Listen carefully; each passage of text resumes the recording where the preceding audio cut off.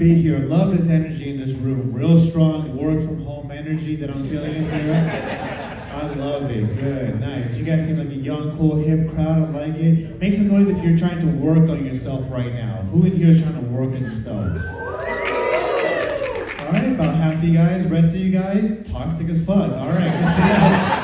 At least you know yourself. See, I'm done being toxic right now. I'm done with that. So I'm trying to work on myself, improve myself, get to know myself a little bit. So that's why I started taking myself out on like little solo dates.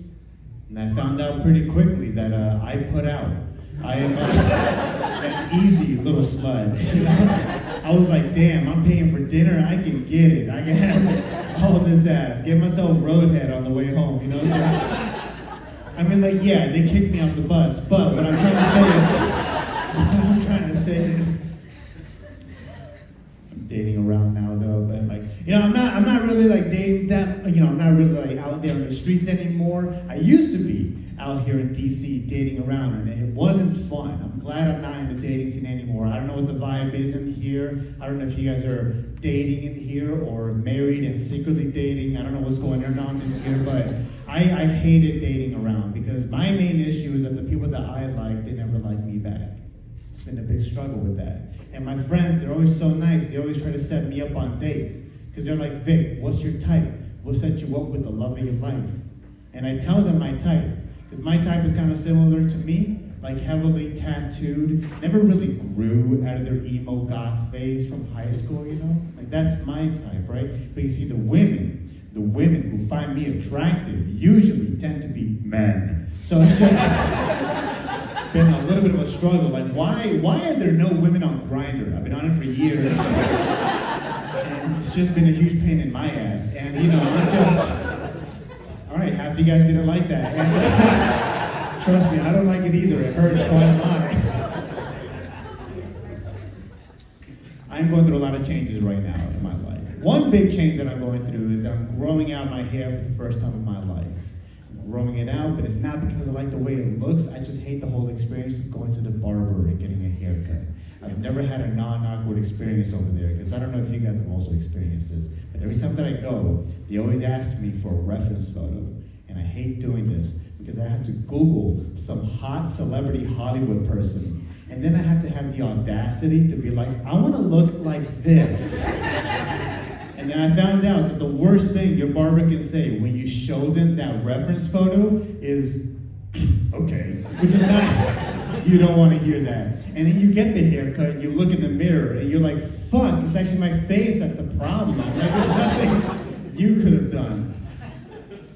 But that's another part of my brain that like I realize doesn't really click very well. Like picking out a reference photo for anything in general in life. Like for example, back when I got my nose pierced, I had to use a reference photo. Because I didn't get like the standard diamond stud that everybody gets whenever they get their first piercing. I got the black one instead. So I had to Google in front of the piercer, I Googled a small black stud. And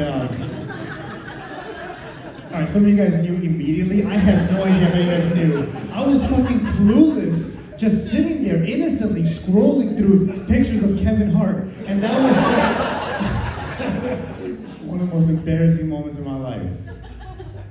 I have a lot of embarrassing moments in my life. You know, it's just a never-ending string of embarrassing moments. One thing that happens to me pretty often here in DC. I drive around in DC pretty often, and sometimes people just assume that I'm their Uber driver. These strangers just try to get into my car every time I stop my car. I've had to fight like 3 people today. It's so annoying. Like I remember a few days ago, I was down the street here in DuPont Circle, just minding my own business, driving around. And there's this one woman on the side of the road. She's on her way to the airport because she has all her luggage around her, right? And we lock eyes. And she starts waving me down. She's waving me down, but I just zip right past her. I just drive right by. She's so upset. She's cursing, she's yelling. So I feel bad for her. I feel real bad. So I turn around. And as my car starts to approach her again, I start to slow down. I roll down my windows. She walks up to my car, and I just zip right past her again. Here's the fucked up part. I was her Uber driver. I was supposed to pick her up. I'm really bad at my job. I don't know, man. I was telling this to a friend of mine, and my friend was like, I'm so sorry that this happens to you. Like, I'm so sorry that you have to go through this. But here's the thing, I'm not, all right? Because nothing beats the entertainment for when these strangers actually get into my car. I lock the door, and I wash their face as they realize that I'm taking them to a completely different destination. It is amazing. Also, if you think about it, I'm like slowly eliminating racism by doing this. Because I'm showing them that if they decide to racially profile again, they will get kidnapped. So it is a pretty valuable lesson to learn in life.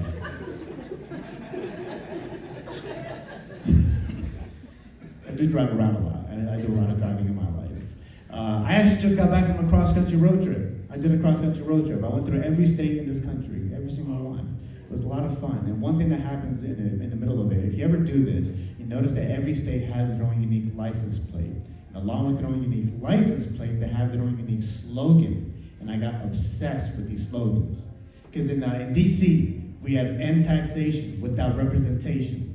In New Hampshire, they have live free or die, which is way too dramatic. And then there's my personal favorite, which is Pennsylvania, because all they have is just visitpennsylvania.com. Not even .gov, because not even the government wants you to visit Pennsylvania. Another one that got me was Massachusetts. Is anybody in here from Massachusetts? One person, one solo person from Massachusetts. Your license plate slogan, it says the Spirit of America, right? Spirit of America, beautiful slogan, it's amazing. Now this is my experience when I was over there. First place I went to was a small little gas station. I walk in there, they greeted me with a warm smile, they gave me the exact change back, they told me to have a nice day. I was like, this is not the Spirit of America that I'm used to. But then right before I stepped out the door, the woman behind the counter, she goes, we don't get a lot of people like you around here. And I was like, there you go, that's the Spirit right there. I felt right at home there. Love that place, it was great. You guys are cool, I like you guys. This is really, we're really bonding here. Is anybody in here looking for a young Latino roommate?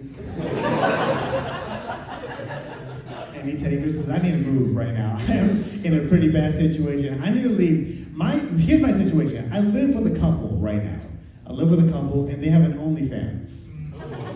I know. I mean, like, I just haven't told them about the account yet. So, you know, it's just, we're trending. We're doing great work. They just have no idea. It's a little awkward every first of the month. They're like, Vic, how are you broke and unemployed, but you can still pay rent? I'm like, come on. I can't do it without your love and support. Like, I need you guys so much. I'm looking for a new job right now. You know, it's a little tricky right now. I'm looking for a new job. I'm sitting on my resume, doing all the research on LinkedIn quite a lot. And one thing that I noticed is there's a lot of talk and a lot of discussion right now about AI. A lot of people are very worried about AI taking over their jobs, but I think we need to be more worried about AI becoming anxious and depressed. Because the other day I was hanging out with ChatGPT. I asked it a question. It gave me the answer, and I responded with, thank you, period. And then a few moments later, it said, are you mad at me? So I think that's a little bit of a concern.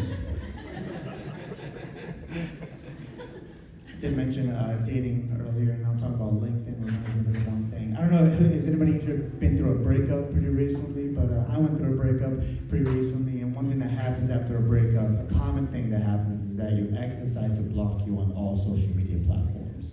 Right? They do that, I get it. That's like the healthy thing to do after a breakup. However, my ex, she forgot to block me on LinkedIn.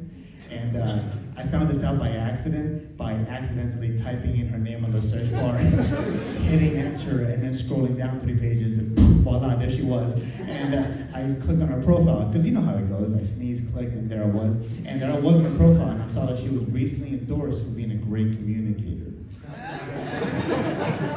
Now, I saw that, and I wanted to show her that I've changed. I'm a new man. I've improved. So I hit like. I hit like on that status, and I commented, bullshit, because I'm still toxic. Nothing's ever going to change. I did also mention that I'm going through a lot of changes in my life. You know, I'm trying to go through a lot of changes. One change that I'm going through right now, well, like, I go through a lot of phases. I go through a lot of phases in my life. One phase right now is I'm going through a lot of like mid-2000s R&B because I'm trying to catch up. And there's this one song that's like stuck in my head right now. It's a Beyonce song. It's the one where she goes to the left, everything you own in a box to the left. You guys know this song? It's a great song. I love this song because in this song, she also says, I can have another you in a minute. Matter of fact, he'll be here in a minute. Now, I don't know about you guys, but if my ex told me that my replacement would be here in a minute, shit, I'd wait. I'm single now. I got all fucking day, all right? Also, she says another you, another me, another me. You know what that means? That's my boy, all right? I can't wait for him to show up. All right, you guys are an awesome audience. Thank you all. My name is Nick.